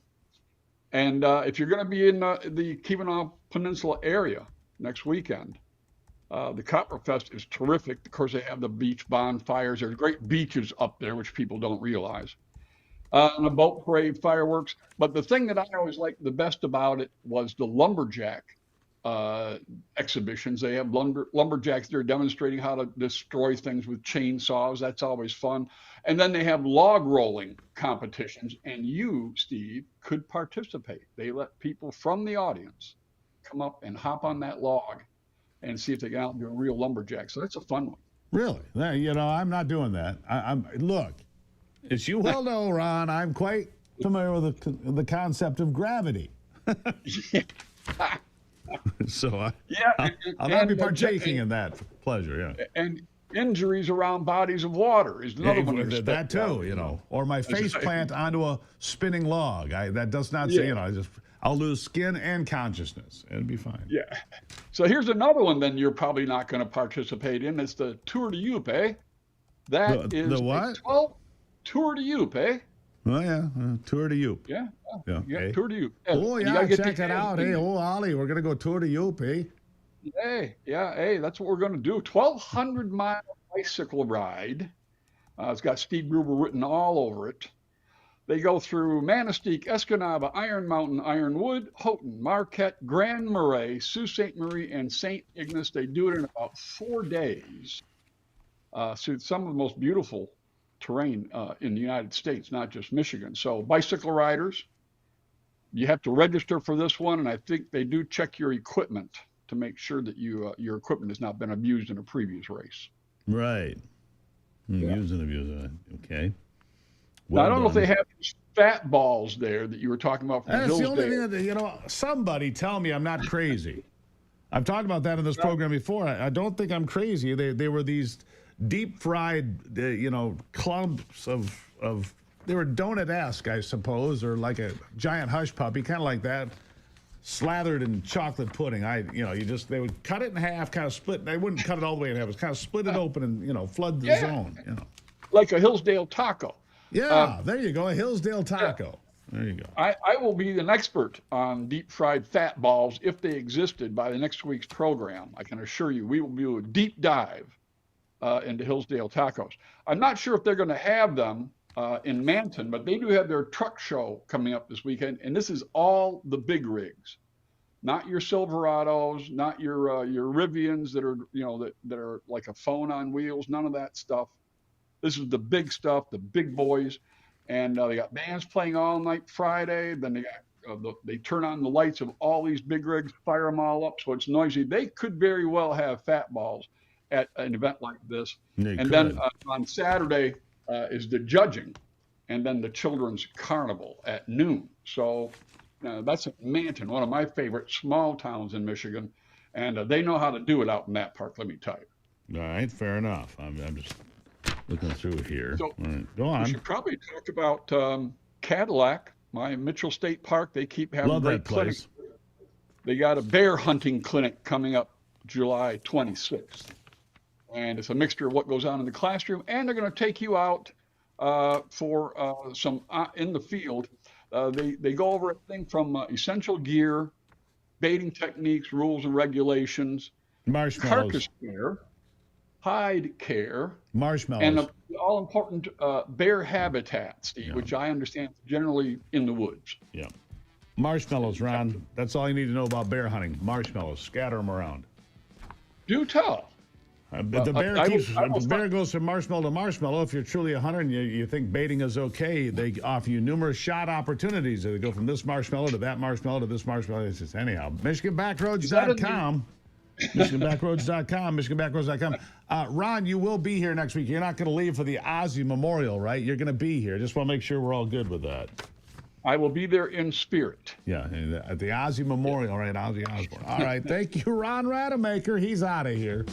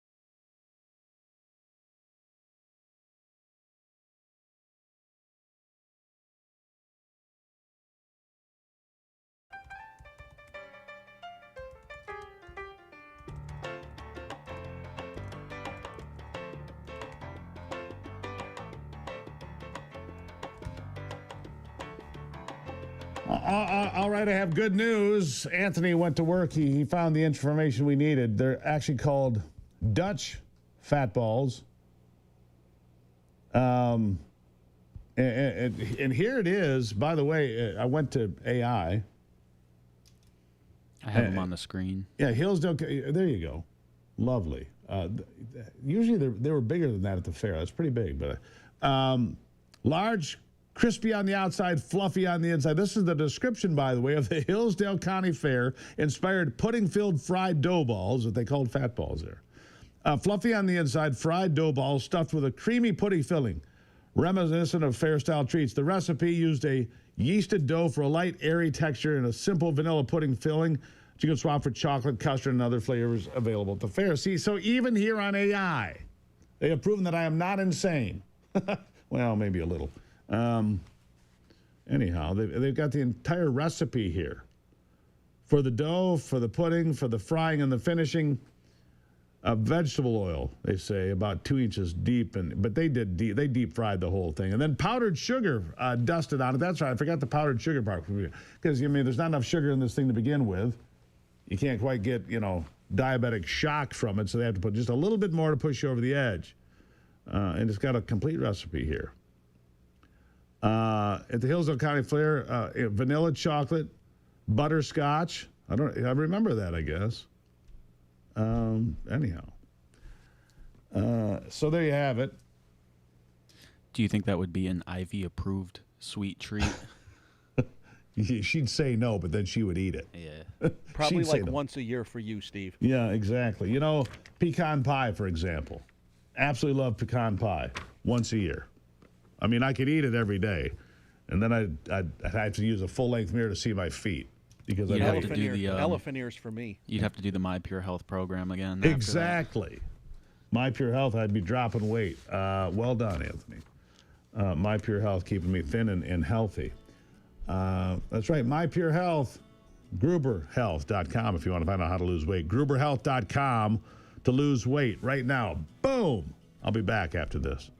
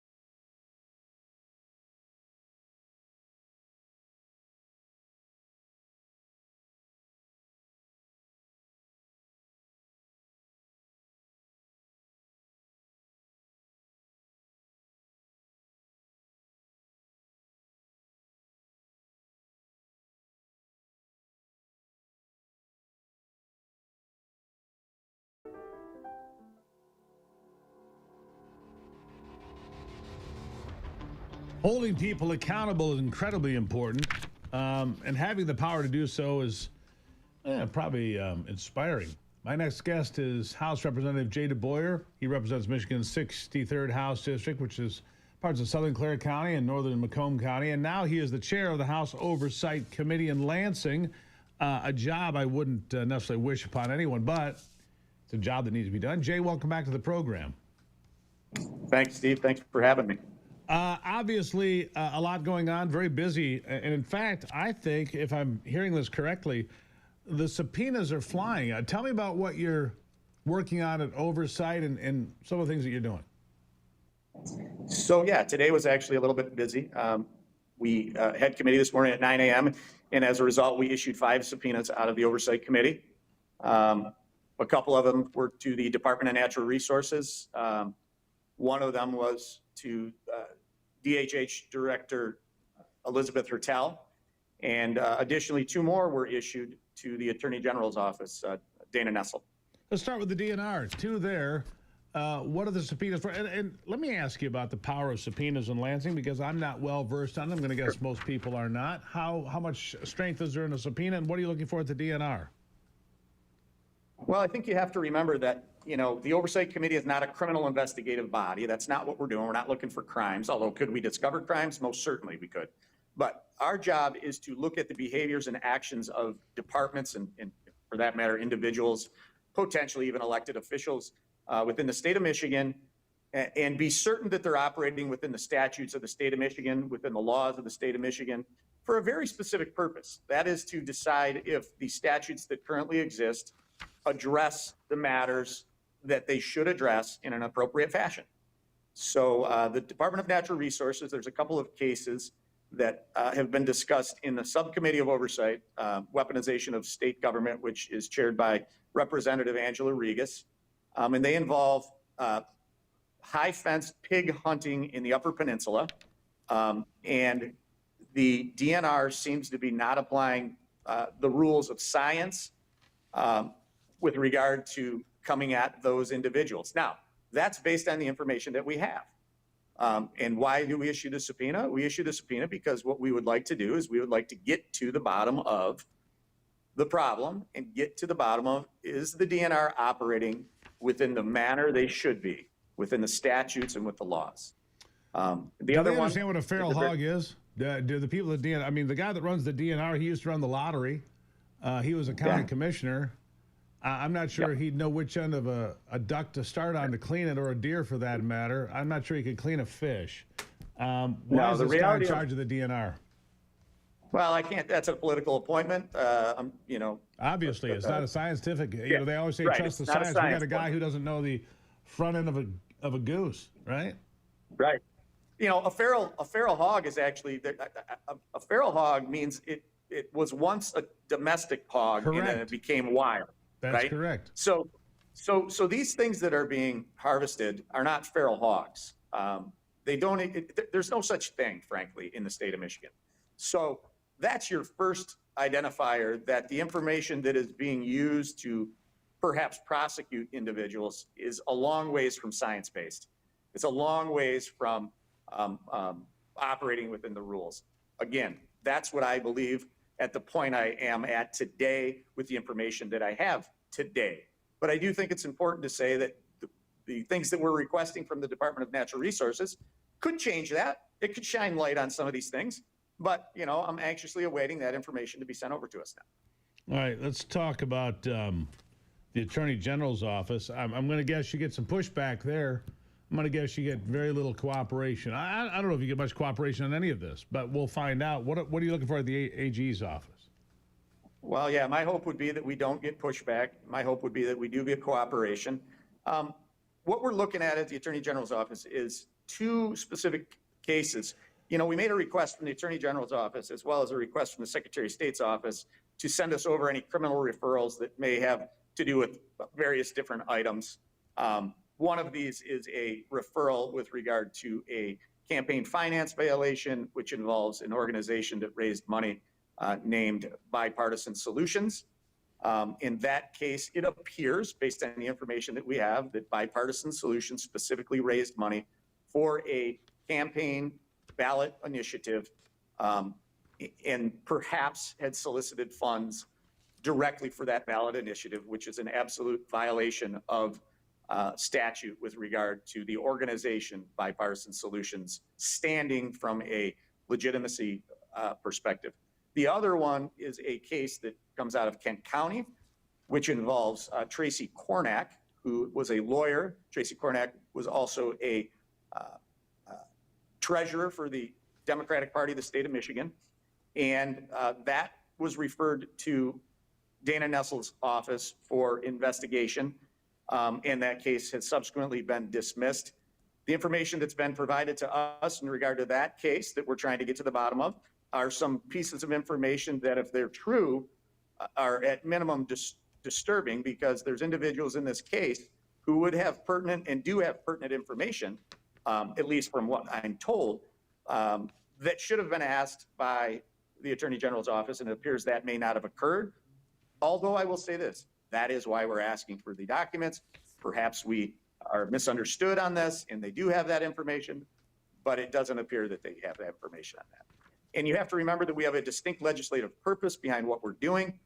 My question is when two cases land in the Attorney General's office, that one involves potentially a family member of the Attorney General, and the second involves a close personal relationship with an individual, what's the process to prevent anything, let's call it shenanigans, from going on? Yeah. Should there perhaps be a special prosecutor that was put in place on these cases? So those are things. Well, that what do we're you looking say to that? It's your question. Answer the question. Should there be? Yeah, absolutely. In my opinion, when an individual is the Attorney General and a case comes in that involves either close personal relationship or a family member, in my opinion, a statute needs to be in place that says that a special prosecutor should be put in place to oversee that case. In my opinion, is this: even if you put a firewall up and you defer it down to a deputy, they work for you.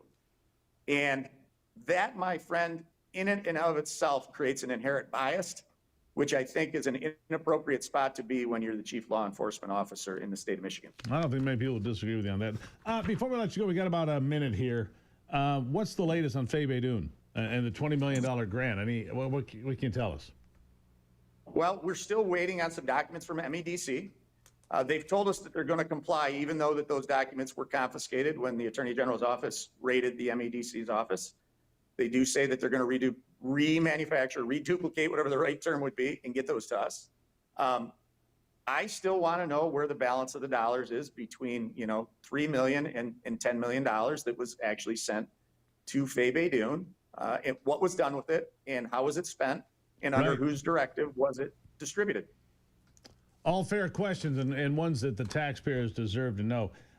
Jay DeBoyer, greatly appreciate you being here. House Oversight Chair in Lansing, a busy job, I would say, and you got a lot more work to do, Jay. Thank you for being here as always. Thank you. Really appreciate it. There you have it. Look, we need answers on all of these things. How does somebody that doesn't know a thing about wildlife run the DNR? How does a woman get $20 million because she's buddies with the governor? Well, we want answers. We're going to get them. This is the Steve Gruber Show.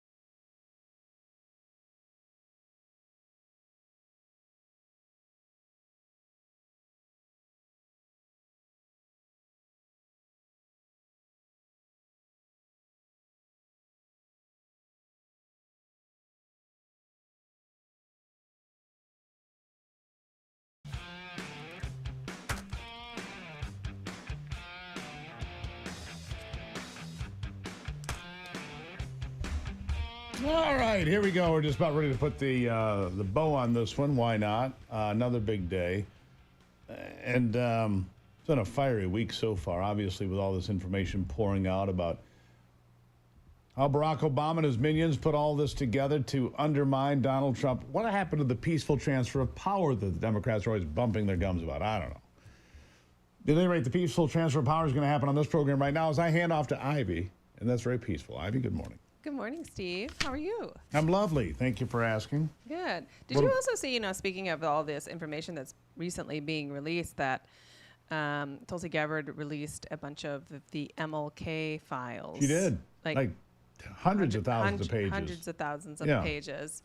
Some redactions, obviously, they always are, but I found that interesting. I haven't had any time to dive into them yet. You're busy? You don't have time? I'm shocked. A little busy. But I do have some interesting headlines. All right. I'm always very, very curious about upcoming technology and advancements in internet, especially because of what we do that requires a lot of bandwidth. Sure. And scientists are actually achieving a record 4 gigabytes per second of data transfer using OLED display technology. Using what? OLED. What your the iPhone or new TVs, sure. Those screens. So the materials that are in those screens are I don't know if I allowing should pay for that. My eyes are getting older. I can only see so much. So why would I pay for that? Anyhow. I don't know. That's pretty nice. If you look at your phone screen versus a monitor that's not as, great, or a television screen that's not as great. Oftentimes that's why you find most people watching television programs or YouTube or things like that on their phone or their tablet. It's just a better viewing experience. Cleaner. But yeah, you can. So this technology, it has been. You can download a full-length movie in 2 seconds. A full-length movie in 2 seconds. A full-length movie in 2 seconds. So obviously this is in the beginning stages of development, but hey, that's pretty fast. Yeah, they can analyze your entire life in about 10 seconds. Well, pretty remarkable. I like that kind of data transfer because that speeds up the process for things that we do because we it does. Create video, transfer video, download video, upload video. Absolutely. Boom, boom, boom, boom, boom. So that would be really nice. I do have a heartbreaking story for you, Steve. We might have to break the bank. Hershey's chocolate. I know. I talked about this. You did. I did. I missed that. Well, yeah. I know. What are 2 things that I love? Chocolate. And? Coffee. There you go. I'm like, you love lots of things. Which one are we going for? Chocolate and coffee I love, and the price of both are going up. Coffee's going up, chocolate's going up. And it has, Hershey was very specific about this. It has nothing to do with trade or tariffs. It has to do with the price of cocoa, right? Right, it does. And so double the price of your Hershey's Kisses or your Hershey's Bars or, all the other Reese's peanut butter cups. So if you're into that thing, might want to buy some now. I like that stuff, just not too often. Yeah. Not too often. Yeah, we used to have a friend of ours bought us a giant package from Costco of Hershey's bars. I think we had that thing for 5 years. I'm like, is this still good? We did have that. Oh my gosh. But our daughter's candy dish is empty. I should speak to her about that. Anyhow. Yeah, well, that's probably because you keep going in and sneaking Hershey's Kisses out of the bowl. You can't just defame me like that. It's true. So did you hear about this also, this fire aid? Oh, yeah. So back when... Where did all the money go? Go on, tell them about that. There was a concert that was held to raise money for all of the victims. Of California's... Of the Pacific Palisades, right. Yeah. Altadena $100 million was raised. And now there's a lot of scrutiny, where did the money go? Got it? Podcasters? No.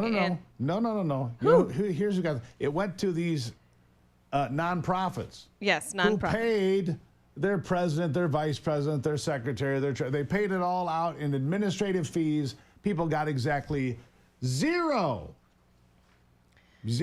I think I'm going to have to get a hold of Grant Cardone's people, see if we can get him back on the air and see if he has an update on this. Well, I bet he's got something there to say about it. But that is just ridiculous. That is, there's so many people. Now there's a bunch of squatters, right, that are going in and taking over these homes. Well, the lots. The empty lots. They'll bring in an old hoopty camper and park it there or throw up tents or whatever, and they're living there, and the people come along, you can't live here. Well, you can't throw us out. And it's true. In California, you can't throw them out. They have the right to stay. I think that most people are just going to take a look at California and say, this is what I don't want to do with my state. Good Lord. I just saw this. I think it might be New Jersey. New Jersey Democrat, state lawmaker who supported the right of people being able to squat in a house. They went to sell a house, right? Their neighbor went to sell a house and squatters moved in. So they got these criminals living next door. And the guy's like, we don't even know these people. So you supported this, pal. It was your legislation, and now you don't like it. Well, go figure. People can't live in other people's houses illegally. That's the way it is. Okay, I'm over that. Just like people can't live in other people's countries without permission. That part. Yeah. Kind of sounds familiar, doesn't it? Weird when you like apply it to your home.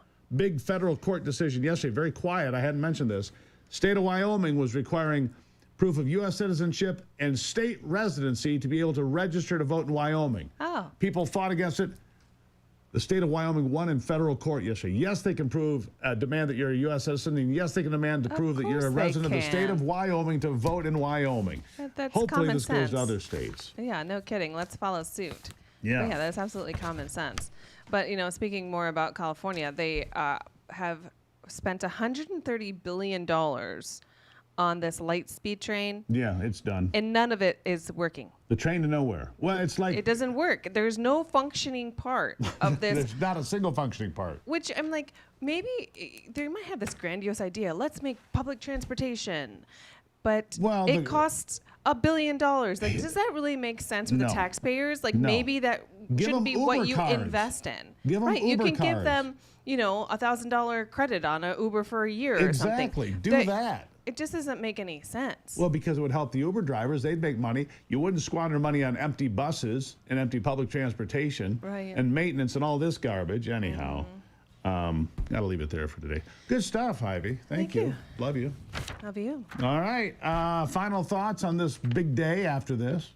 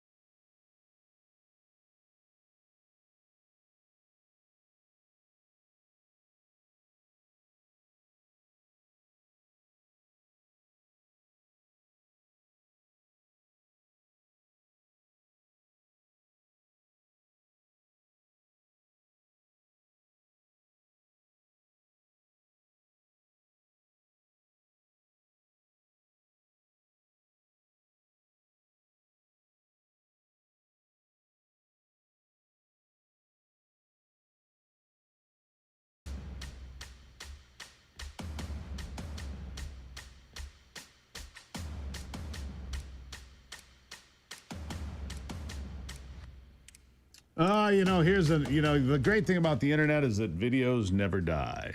They're always there. Watching a brand new one from Susan Rice. Yeah, Susan Rice.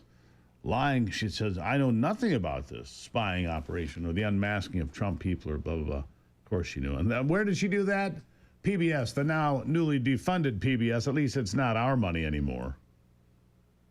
At least it's not our money anymore. That's at least good news. Yeah, that's at least good news. Oh, and Scott Bessent over depanting the folks at MSNBC. Who pays for the tariff is a choice, and what we've seen thus far is that the manufacturers are eating a substantial portion of the tariffs, says Scott Bessent over on MSNBC. Anyhow, let's see here. Jim Himes demands DNI Tulsi Gabbard stop releasing Russia hoax documents. Tom Cotton, Republican of Arkansas, pushing a new bill to slash Tulsi Gabbard's ability to make these things public. No. First of all, Tom Cotton, you can go home. We're done with you. You've just proven who you are. We want nothing to do with that going forward. Out. Goodbye. Yeah. So that's good. Oh, and speaking of the economy real quickly before I go, a University of Michigan survey sees that inflation has cooled and consumer sentiment is up. That's good news. Good news. One-year inflation outlook slid from 5% in June to 4.4% in July, down from a peak of 6.6% in May. Long-term expectations over 5 years fell to 3.6% inflation rate. Cut the interest. If they would cut the interest and we stop squandering our money on interest payments to the U.S. government, it'd be good for everyone. Wake up, Powell. All right, fight the good fight and keep the faith. God bless America. I'm Steve Gruber. This is The Steve Gruber Show. And remember, it's only you that can save America.